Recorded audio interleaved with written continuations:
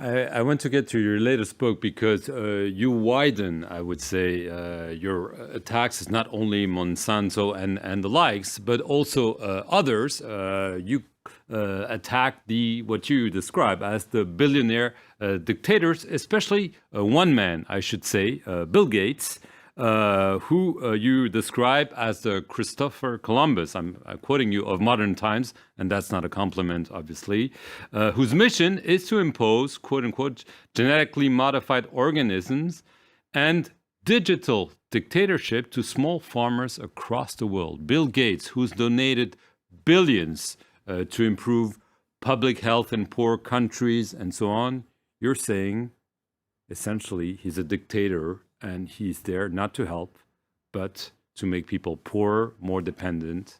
Well, Bill Gates is actually continuing the work of Monsanto because Monsanto had so many movements, and we held a tribunal on Monsanto.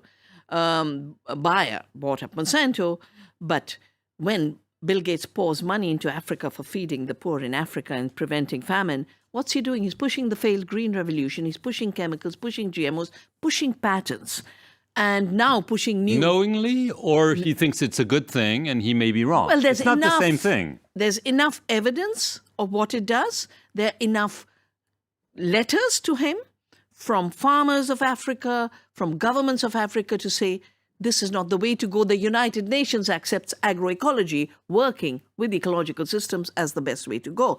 Now, Bill Gates is trying very hard to shift the patenting issue now to digital. So you just take a genomic map and you say, my invention. You don't create a seed. Seed is self-organized, self-making, and evolution in continuity.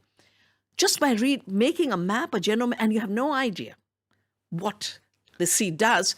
And this is something he's pushing very, very hard. My book records how he financed DivSeek.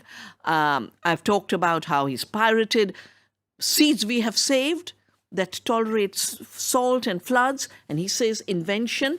This biopiracy is a bit like Columbus, where Columbus is supposed to have discovered America when he basically went as a pirate. Why do I call him today's Columbus? Because he's carving out new colonies.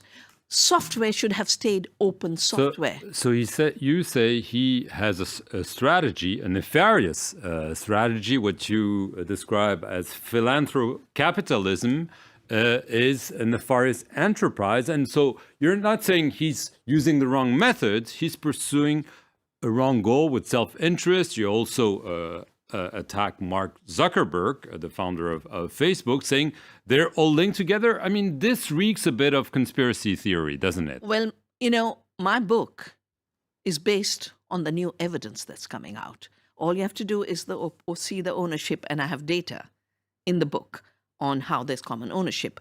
We stopped Mark Zuckerberg from trying to get into Indian agriculture.